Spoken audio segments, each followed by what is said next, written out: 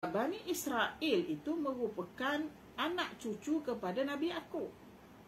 Nabi Yaqub, nama dia selain pada Yaqub bin Ishaq bin Ibrahim alaihissalam, nama dia juga digelar sebagai Israel. Israel tanpa hamzah, Israel bermaksud apa?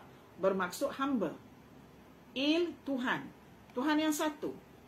Israel, Tuhan yang satu. Dia seperti Abdullah. Israel itu bahasa apa? Dia penggunaan bahasa Semitik Barat. Bahasa Kanaan. Lahjah Kanaan guna itu. Juga Phoenician. Juga Aramaik. Ya. Mereka menggunakan itu. Juga Ibrani. Ibrani. Israel itu adalah perkataan dua suku kata menunjukkan hamba, maksudnya hamba Tuhan. Jadi kalau disebut Bani Israel itu anak-anak cucu Nabi Yaqub itu. Anak-anak cucu Nabi Yaqub itu. Seperti kan Nabi Yaqub ada 12 kan anak dia.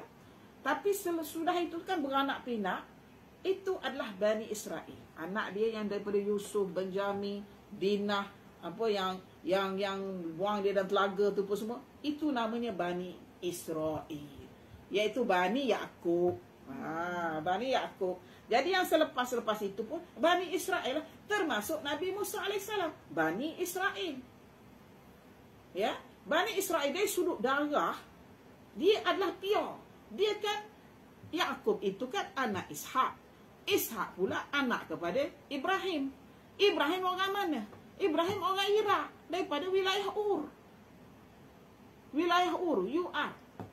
Sarah daripada orang Iraq juga. Sebahagian mengatakan orang Syria. Maksudnya mereka adalah proto-Arab.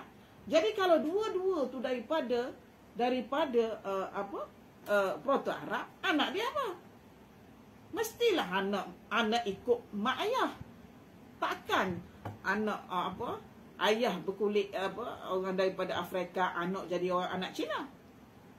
Dia mesti ikut tu. Ya. Jadi bertabaran dan antara Nabi Musa. Kenapa Nabi Musa pula boleh berada di Mesir? Dia berbangsa Bani Israel. Kan satu ketika pernah Nabi Yusuf alaihissalam menjemput ayah dia dan semua adik-beradik dia ke Mesir. Nabi Yusuf masa tu menjadi menteri. Jadi bila sampai di Mesir, dia nak tengok ayah dia. Begitu, dan mereka Bani Israel yang ada di Mesir ini beranak pinak, antaranya melahirkan keturunan Nabi Musa alaihissalam itu. Nabi Musa ini anak Imran bin Fahish. Dia merupakan anak kepada saudara mara yang daripada Palestin tadi. Ya? Okey. Dan jika disebut begini, bagaimana pula dengan Yahudi? Berdasarkan kajian Ustazah, Yahudi merupakan satu istilah, ideologi. Yahudi berasal daripada perkataan hada. Hada ni pada asal orang menerima hidayah. Orang-orang baik-baik pada pihak awalnya. Ya? Sebab itu disebut sebagai ahlul kitab dalam Quran. Disebut ahlul kitab itu kita boleh makan sembelihannya. Kita juga boleh disebut ahlul kitab itu boleh berkahwin dengan orang Islam. Sampai tahap itu. Maknanya betul lah perkataan hada itu pada peringkat awal. Itu maksud Yahudi. Yahudi bukannya dalam bentuk darah. Bukannya damian, iaitu darah, biologi, keturunan, bukan. Yang Ustazah buat genealogi ni, ya, 8 kali 5 kaki ini, 1 kaki saja yang Ustazah dapat daripada anak-anak Nabi Adam alaihissalam, iaitu daripada Shis bin Adam alaihissalam. Nabi Adam alaihissalam pernah berdoa kepada Allah Ta'ala sesudah kewafatan Habil, selepas dibunuh oleh Kabil itu. Nabi Adam alaihissalam berdoa, kurniakanlah aku anak seperti Habil. Maka Allah Ta'ala kurniakan Shis. Dan Shis ini antara adik-beradik anak-anak Nabi Adam yang mempunyai adik-beradik 37 orang. Ustazah tulis dalam Ustazah punya genealogi itu. 37 orang. Tapi dalam genealogi Ustazah ni hanya ada satu kaki saja yang sampai ke bawah, iaitu kepada Nabi Muhammad sallallahu alaihi wasallam. Iaitu dari Nabi Shis alaihi salam. Dan semua ni bukan, tak ada kaitan dengan Yahudi, dan Bani Israel tak ada kaitan dengan Yahudi. Tak ada kaitan dengan Yahudi. Sebab Yahudi itu bukan keturunan. Yahudi itu istilah, kefahaman. Mengikut Majid Kharbit, mengikut Abu Fida dalam kitab Ansabul Bashar, Majid Kharbit dalam kitab Ta'thiru Qadimah fil Arabiyah.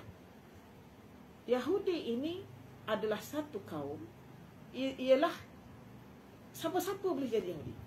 Yahudi datang daripada Rom.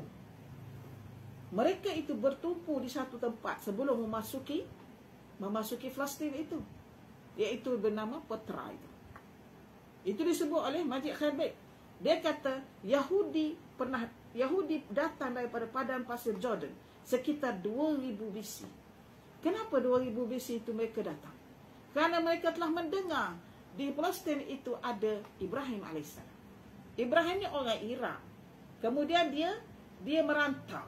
Daripada Iraq dia keluar, dia pergi ke Haran sekejap, seterusnya dia pergi ke Mesir.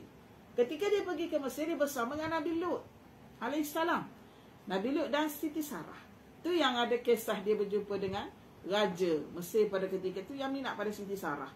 Akibatnya apa? Ada sikit kejadian perselisihan, tapi Ibrahim alaihissalam tidak mengakui itu adalah isteri. Dia kata adik dia. Ya. Ini ada dalam kisah tafsir-tafsir. Ya. Bab-bab begini kita mesti ambil sebagai penceritaan supaya anak-anak muda kita tahu. Dia bukan kalau Israiliyat tu kita kena tolak, tidak. Ia tidak melibatkan akidah. Dia tidak melibatkan syariat. Kita boleh ambil cerita ni. Anak-anak muda kita nak tahu bahawasanya dalam sources, Islamic sources, ada info-info begini. Tetapi tidak diketengahkan. Kerana mereka mengatakan itu Israiliyat. Bagi saya itu satu kesilapan. Kita kena cerita. Kita kena cerita. Begitu juga dengan kajian Nabi Adam AS dan sesudah. Benda tu ada dalam Quran kan? Tapi tidak ramai yang cuba mendedahkan perkara-perkara yang begini. Bagi saya itu bagi Ustazah ini ialah satu kesilapan. Dan anak-anak muda nak tahu apa sebenarnya asal-usul. Mereka nak tahu generasi baru ni macam mana sejarah agama mereka. Bagaimana nabi-nabi mereka. Kenapa nabi-nabi tidak didedahkan di sekolah dan sebagainya. Ya, soalan-soalan itu memang kita tahu. Berlegar-legar di pemikiran mereka. Jadi kita berhak memperbetulkan keadaan ini.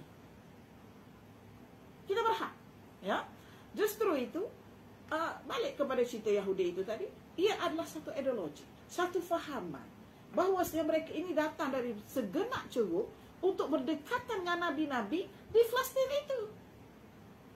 Itu pada peringkat awalnya. Dan mereka ini memang menjadi penulis kitab, penulis wahyu, penulis scriptures. Itu. Mereka menggunakan bahasa Kan'an, bahasa Finik. Ya. Penggunaan bahasa-bahasa ini lama-lama apabila mereka telah menulis, mereka cuba sifat seorang penulis, dia akan menerangkan lama-lama bahasa itu dalam uslub dia. Dan kemudian dalam simbol-simbol dia. Ya. Tapi simbol-simbol pada peringkat awal adalah daripada tulisan ataupun simbol Kan'an, simbol Finik dan simbol Aram. Aramat.